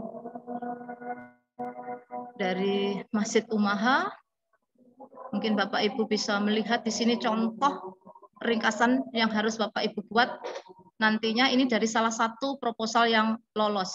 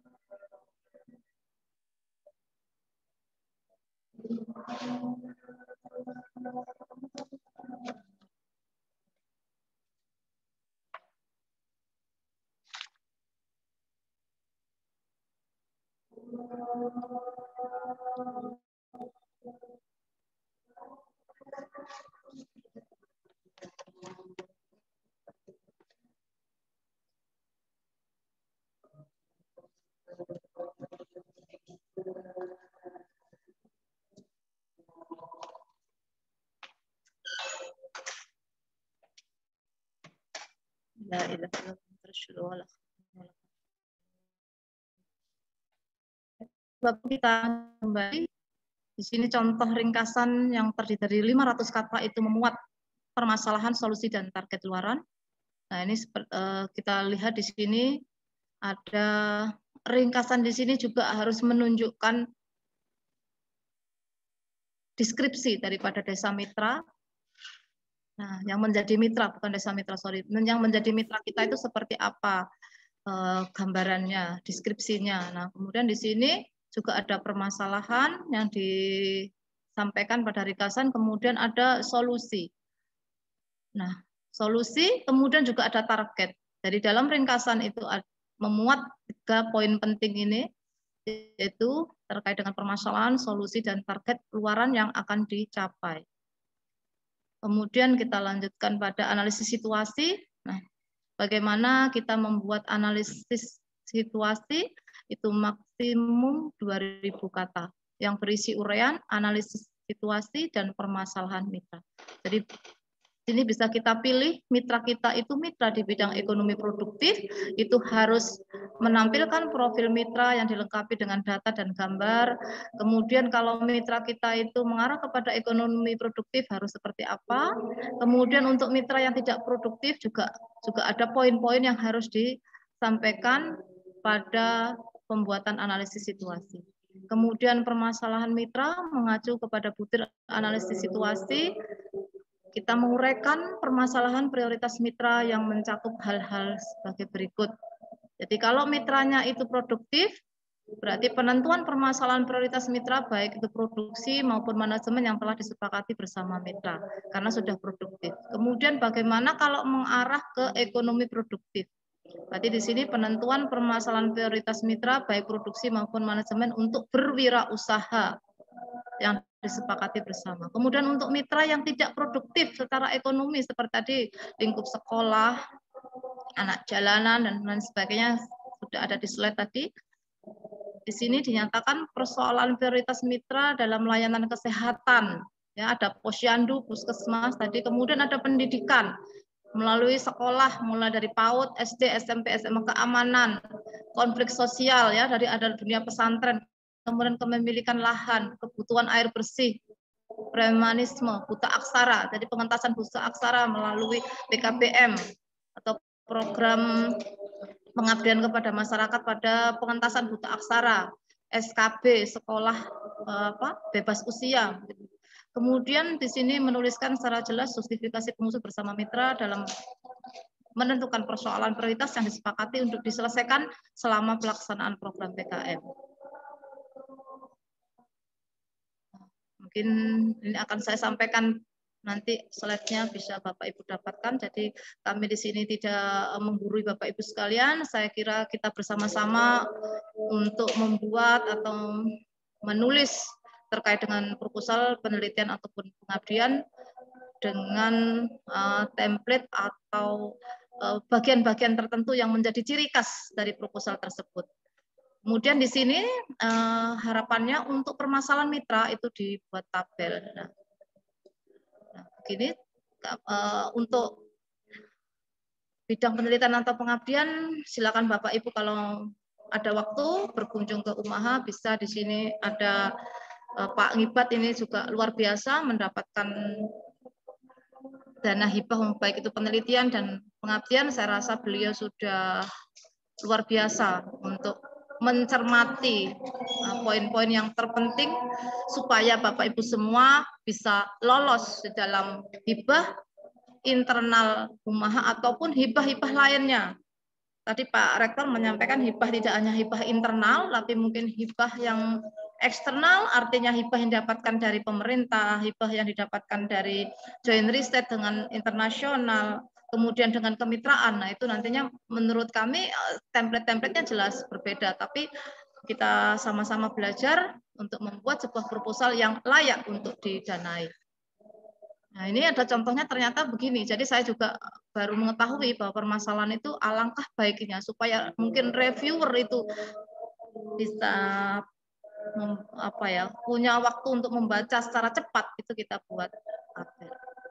Itu menurut yang kami dapatkan. Kemudian permasalahan juga ternyata begitu, apabila nanti kurang sesuai seperti apa dan bagaimana, nanti bisa kita adakan sesi tanya jawab untuk acara selanjutnya. Metode pelaksanaan di sini. Nah, uraikan bagaimana partisipasi mitra dalam pelaksanaan program. Kemudian menguraikan bagaimana evaluasi pelaksanaan program dan keberlanjutan program di lapangan setelah kegiatan PKM selesai dilaksanakan. Ini contoh tabelnya. Kemudian bagaimana membuat diagram. Ternyata metode pelaksanaan lebih simple, lebih ringkas. Kita bisa menampilkan dalam bentuk flowchart, kemudian jadwal atau timeline juga harus tahun, hibah internal sampai 4 bulan. Nah, gambaran iptek ditransfer ke mitra. Nah, bagaimana Bapak Ibu bisa melihat dari judulnya, judul yang akan diajukan seperti apa. Nah, permasalahannya di sini mencakup, kalau ini contohnya terkait dengan ini ya, tambak. Jadi manusianya, kemudian teknologi yang digunakan, bagaimana pengelolaan di pesisir pantai, kemudian bagaimana masyarakat pesisir pantai itu bisa meningkat secara ekonominya. Kemudian ini solusi, luaran. Ini skala penting adalah peta lokasi mitra sasaran. Kemudian surat kesediaan mitra, nanti contohnya seperti apa, juga akan kami sampaikan di dalam web LPPM. Mungkin itu yang bisa saya sampaikan, tidak mengurangi rasa hormat kami kepada Bapak Ibu sekalian. Kami ucapkan maaf yang sebesar-besarnya. Marilah kita berdiskusi bersama-sama untuk mewujudkan sebuah hibah internal umaha yang bagus, yang sesuai dengan template yang didanai. Terima kasih. Akhirul kalam, billahi taufiq. Assalamualaikum warahmatullahi wabarakatuh. Selanjutnya, Bapak Ibu sekalian cepat, dan apabila tanya segera terselesaikan solusinya, kami buka sesi tanya jawab, atau kita langsung kepada acara selanjutnya, itu teknik sistem penguploadan oleh Mbak Nuli. Bagaimana kita langsung kepada sesi yang akan disampaikan oleh Mbak Nuli, atau kita buka dulu pertanyaan? Oke, baik Bapak Ibu sekalian yang masih setia bersama sosialisasi hibah internal, kita lanjutkan yaitu pemateri berikutnya dari bidang sistem informasi manajemen LPPM Umaha, Ibu Nurul Laili, STMM. Pada Mbak Nuli kami persilahkan untuk selanjutnya. Bapak Ibu jangan meninggalkan sesi ini karena masih akan kita buka dengan sesi tanya jawab. Terima kasih. Oke, terima kasih untuk Bu Lila. Assalamualaikum warahmatullahi wabarakatuh. Terima kasih Bu Lila untuk waktunya. Jadi saya akan menyampaikan bagaimana sistemnya penguploadan untuk hibah ini ya. Sebelumnya mungkin Bapak Ibu lebih canggih dalam hal penguploadan proposal. Ini saya akan menyampaikan singkat saja. Nah, ini bagaimana mengupload ininya. Jadi nanti langsung open di webnya LPPM. Loh, kok seperti ini. Lah, open webnya LPPM, ini webnya ya Ibu-Ibu, Bapak Ibu, semuanya pasti sudah tahu. Web LPPM. Nah, nanti masuknya seperti ini. Bentar. Nah, web LPPM nanti tampilannya seperti ini setelah diklik webnya tadi. Nah, klik nomor 3 yaitu submit proposal penelitian. Nanti akan diarahkan ke Google Form. Nah, Google Form-nya seperti ini, Bapak Ibu isi semua sesuai yang diminta di Google Form, langsung kirim, sudah selesai. Seperti itu saja. Terima kasih, hopefully success for us. See you on top, Bapak Ibu semua. Assalamualaikum warahmatullahi wabarakatuh.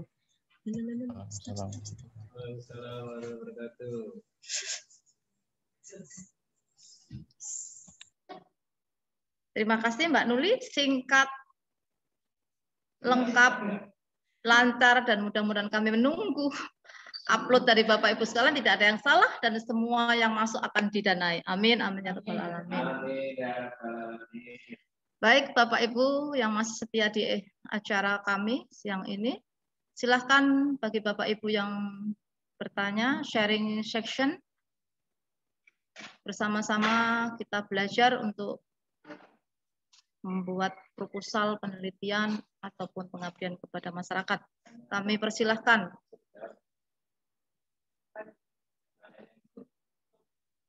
Mungkin ada pertanyaan via chat, kami persilahkan, atau secara langsung raise hand, atau kami sapa-sapa dulu.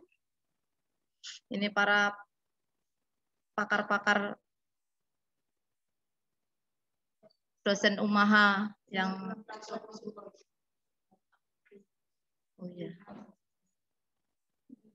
Sebelum mengarah kepada pertanyaan, kami mengucapkan juga happy birthday, selamat ulang tahun, semoga barokah umurnya, barokah rezekinya, ke depan menjadi manusia yang lebih baik lagi. Kepada Bapak Kaprodi Teknik Mesin, Bapak Koifin, yang mungkin masih bergabung di virtual Zoom ini, kami dari LPPM Umaha mengucapkan sugeng ambal warso.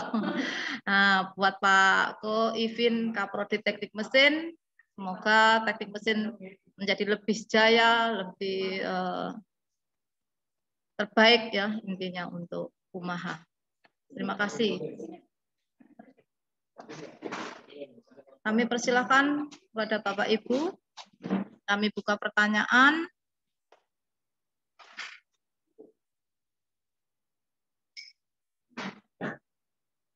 Mungkin Pak Ibad dulu membuka apa yang ditanyakan atau bagaimana? Karena ini sepertinya alhamdulillah peserta masih stay di 31 peserta.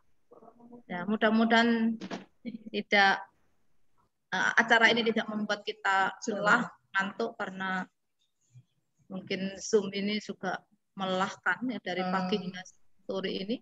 Mudah-mudahan dengan kegiatan ini semakin membuka wawasan kita untuk lebih baik lagi.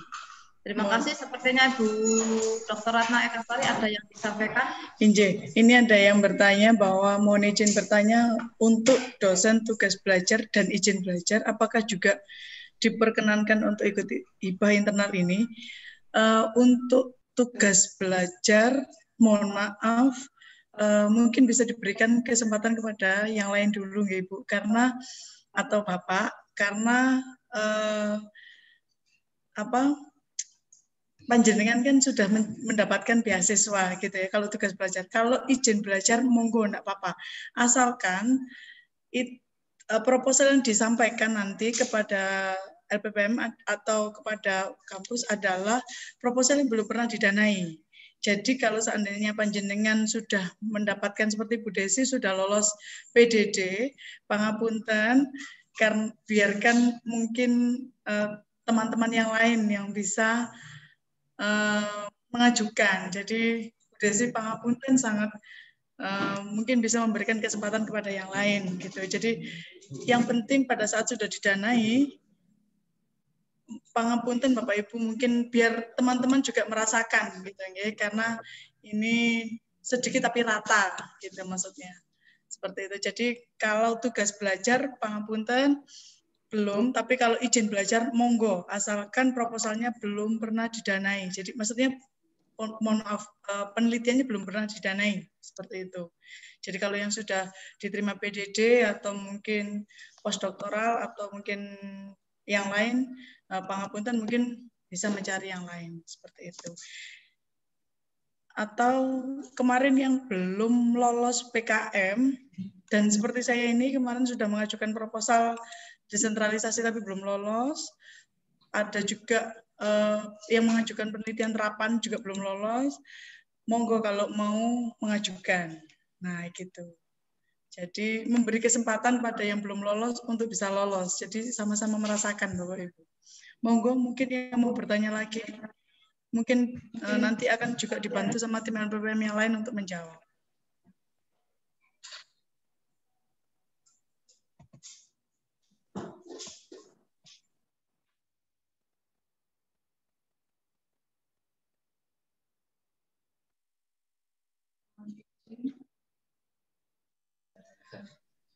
Ini juga ada yang bertanya, mohon izin apa bisa kalau konsultasi perihal pengajuan proposal pengabdian masyarakat bisa langsung bertemu di LPPM.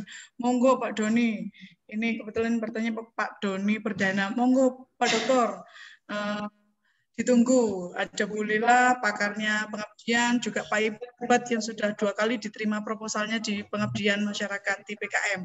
Monggo, kalau seandainya mau sebenarnya bukan konsultasi ya Pak Doni, kalau konsultasi kok kayaknya gimana gitu, belajar bersama gitu.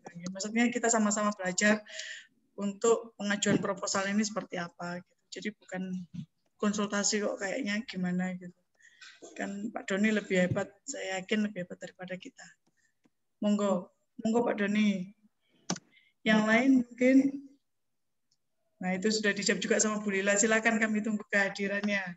Nah Pak Doni sudah ditunggu sama Bu Lila.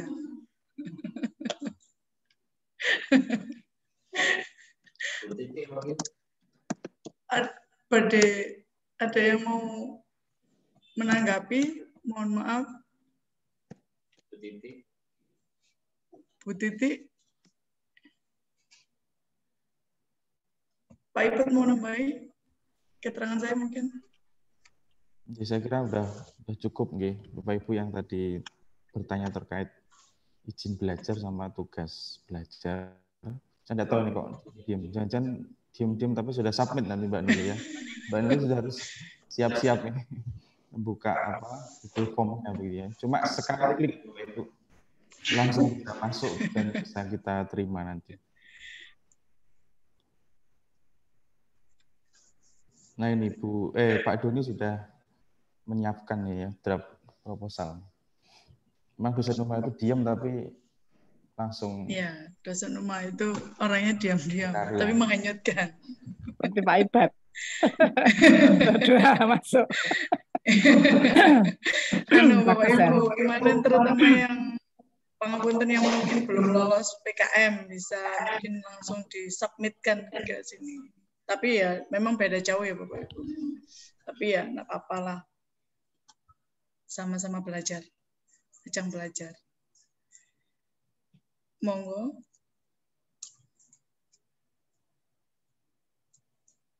Apakah ada tambahan dana jika fee publikasi lebih dari dana insentif?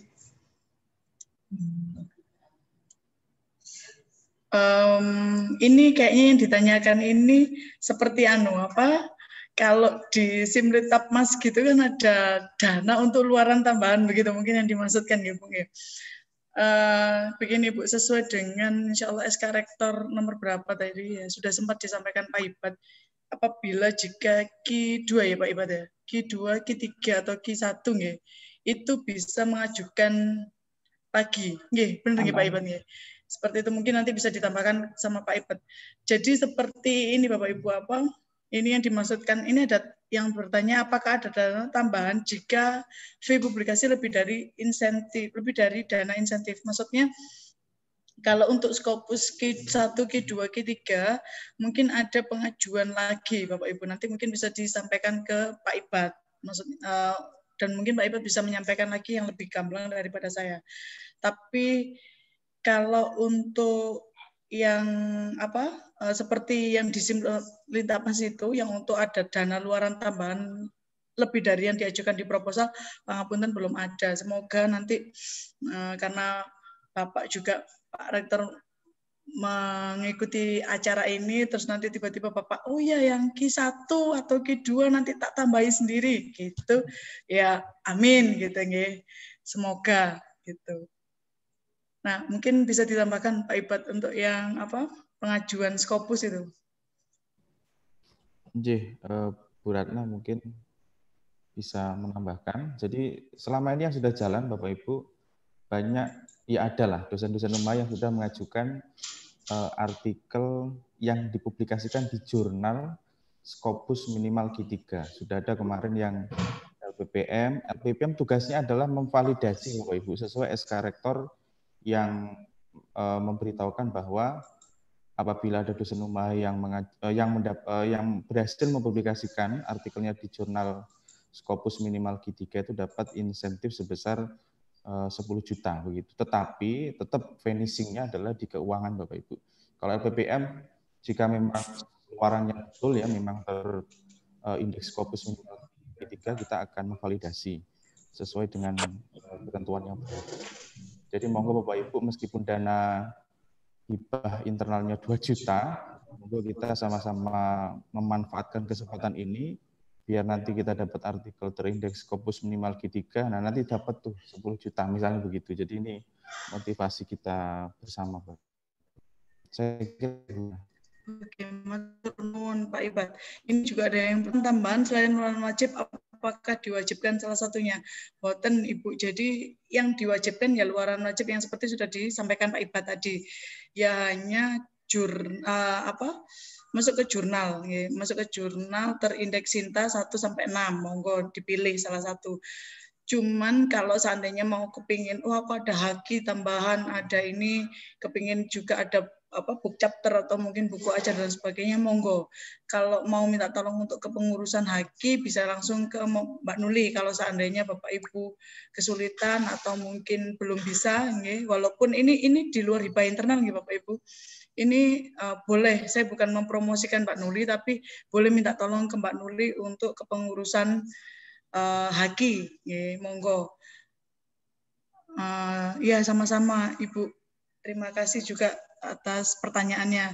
Terus ini juga ada yang bertanya, izin bertanya, saya ada teman punya usaha sendiri tapi belum bisa berkembang UMKM. Apakah ini bisa dijadikan penelitian untuk dosen?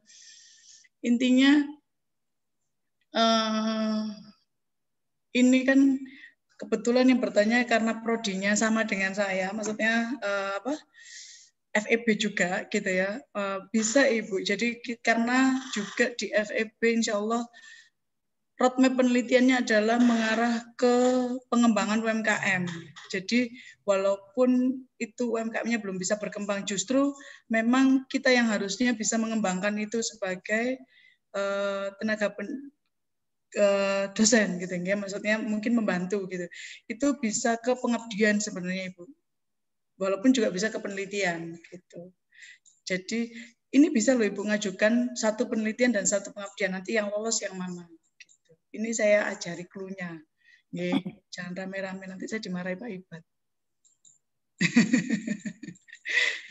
Ada lagi. Karena boleh kok ngajukan satu penelitian dan satu pengabdian. Begitu. Monggo, Bu Titi. Cukup saya masih mendengarkan aja. Banyak sih sebenarnya yang saya dulu pernah bekerja di Jamu Air Mancur Solo itu banyak banget dan sudah terlaksana. Tapi ya nggak mungkin lah karena kegiatan kita banyak banget di kampus itu. Nggak tahu nanti insya Allah sama mahasiswa aja. Terima kasih. Baik. Semangat, Bu Titi. Semangat. Ya, tetap semangat aku. Besok ada rapat lagi, Bu Titi. Iya, besok ada lagi. Monggo. Yang muda-muda luar biasa ini, saya senang sekali ini dengar. Monggo Bapak Ibu yang lain atau mungkin bolehlah Pak Ibad mau nambahin yang mungkin saya belum jelas. Monggo yang lain. Atau kalau memang sampun ya Pak Ibad. Mungkin nanti bisa langsung bertanya, monggo ke saya boleh, ke Pak Ibad boleh, berkunjung ke LPPM juga boleh, monggo. Kalau bukan bertanya sih, kita sharing ya Bapak Ibu. Kalau bertanya kok ya bagaimana begitu. Jadi sharing ya, sama-sama belajar. Saya juga belajar. Karena saya juga mungkin justru harusnya belajar ke Bapak Ibu yang lain. Seperti itu, para senior-senior.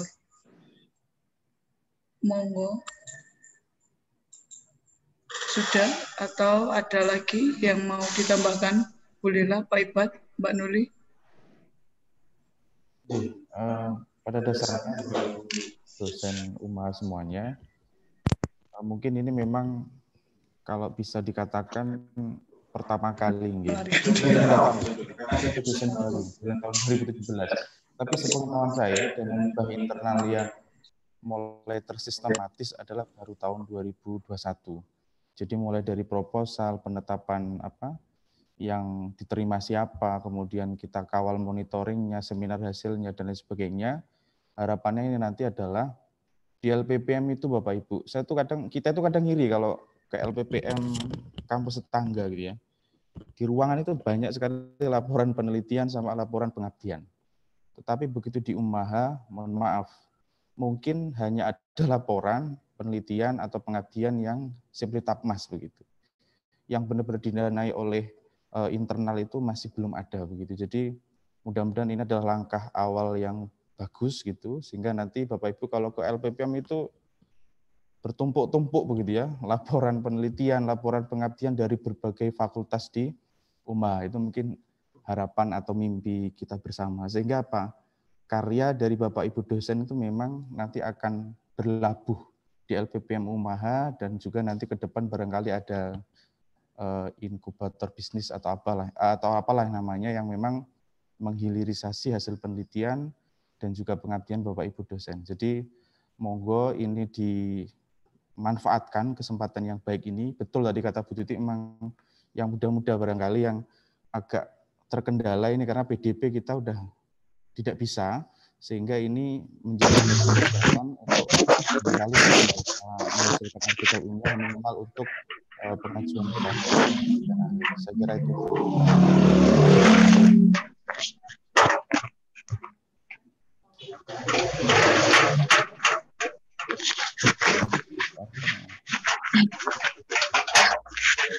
Saya kira dari saya cukup. Jadi nanti kami membuka pintu selebar-lebarnya kepada Bapak Ibu sekalian yang ingin diskusi, ingin belajar bersama-sama terkait dengan proposal penelitian atau pengabdian. Kami dengan tim LPPM sangat senang sekali kita belajar bersama-sama. Sudah kami sediakan di sini tempat yang representatif atau pojok corner begitu, untuk kita tidak kalah bersaing dengan mahasiswa yang sekarang lagi sibuk-sibuknya mengerjakan PKM atau program kreativitas mahasiswa. Untuk Bapak Ibu dosennya bersama-sama membuat PKM juga, tetapi program kemitraan masyarakat. Kami terbuka dengan senang hati bisa berbagi ilmu bersama dengan Bapak Ibu sekalian. Mungkin itu dari saya tambahannya, karena tidak ada pertanyaan. Dan mungkin dari Pak Rektor ingin memberikan pencerahan sebelum acara ini kami tutup. Kami persilahkan.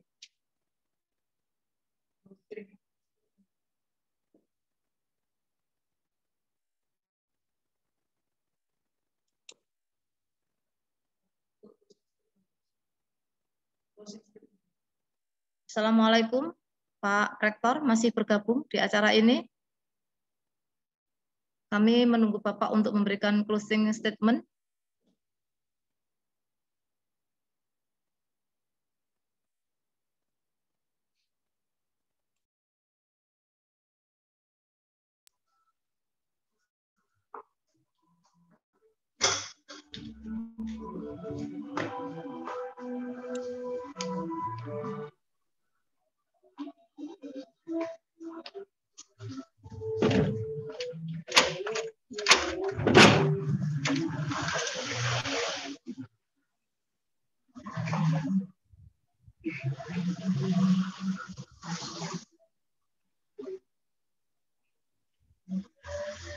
Ya, terima kasih.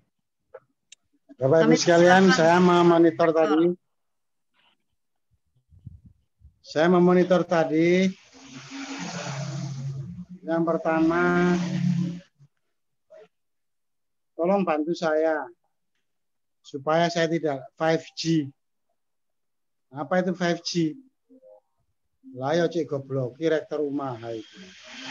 Wong duwe anak buah direktur penelitian dan pengabdian masyarakat, Menristek dan BRIN, kok nggak bisa memanfaatkan? Cek goblok.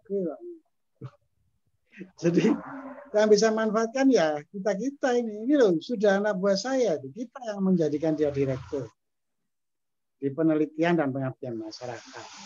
Sering hadir di UMAH, dan saya langsung SMS pas WA langsung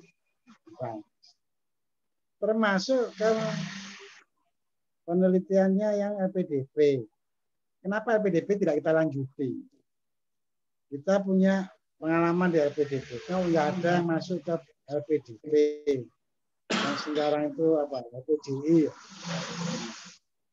Yang ketiga di Kementerian Agama itu juga banyak yang besar. Dan itu untuk Kementerian Agama adalah guru agama yang di pendidikan umum itu ada dirjennya sendiri. Dan dirjen itu teman saya. Setiap saya WA pasti datang. Oleh karena itu tolong kita bikin webinar bimbingan teknis. Ya. Webinar bimbingan teknis terkait dengan sasaran kita. Jadi kalau memang nanti sasarannya BRIN, halo, dengar suara saya? Dengar, Pak. Ya. Masih dengar suara saya? Masih dengar. Ya. Keras sedikit, Jadi Bapak, nanti memang kita bimbingan teknis yang terkait dengan jelas. sukses story mereka yang berhasil itu. Nah, nanti narasumbernya dari Jakarta, orang-orang di dalam ya. Kalau sasarannya itu bidang apa, itu nanti siapa tim teknisnya, nanti kita jadikan narasumber. Jadi tolong LPPM mengarrange, ngatur, bikin pekan bimbingan teknis ya dari semua kedisiplin ilmu dengan masing-masing yang 7 menteri atau judul mana yang tadi bisa saya arahkan itu. Sehingga ini start, ini permulaan, tapi sangat mau fondasional dan bisa kita tindak lanjuti seterusnya. Terima kasih. Saya persilakan kepada para dekan untuk memberikan dorongan kepada dosen. Termasuk saya juga mendorongnya, tapi mendorongnya harus kasar. Mereka yang nggak mengumpulkan proposal tidak bisa terima honor atau tunjangan. Itu kan kasar.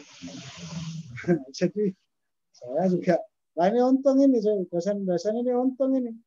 Dapat pendampingan dari LPPM. Karena saya kan nggak melihat apakah dia mampu, apa saya nggak peduli. Pokoknya nggak ngelebono proposal, honor tertunda, tunjangan tertunda. Dan itu bisa berjalan hampir setengah tahun. Terima kasih, sukses untuk LPPM. Assalamualaikum warahmatullahi wabarakatuh.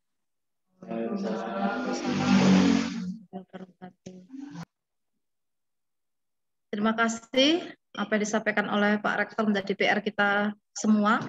Saya pikir tadi mitra kita bertambah lagi. Ya, tadi ada 7 kemitraan dari kementerian, kemudian ada dari LPDP, kemudian ada dari Kementerian Agama, kemudian action selanjutnya adalah LPPM diharapkan akan mengadakan webinar bimbingan teknis dengan menghadirkan para pakar sesuai dengan bidang ilmunya. Kita selalu mengharapkan ridha dari Allah Subhanahu wa taala. Semoga apa yang kita ikhtiarkan dapat berjalan dengan lancar dan selalu Allah berikan kemudahan untuk kita semuanya. Mohon izin Bapak Ketua LPPM, apakah bisa diakhiri acara sesi sosialisasi hibah internal Umaha? Iya, monggo Bu. Sudah 3:30. Baik. Kami mengucapkan sekali lagi terima kasih kepada para hadirin sekalian, para dekan, para kaprodi, wakil rektor yang hadir pada sesi sosialisasi hibah internal Umaha, para dosen Umaha yang selalu setia di acara sosialisasi hibah ini.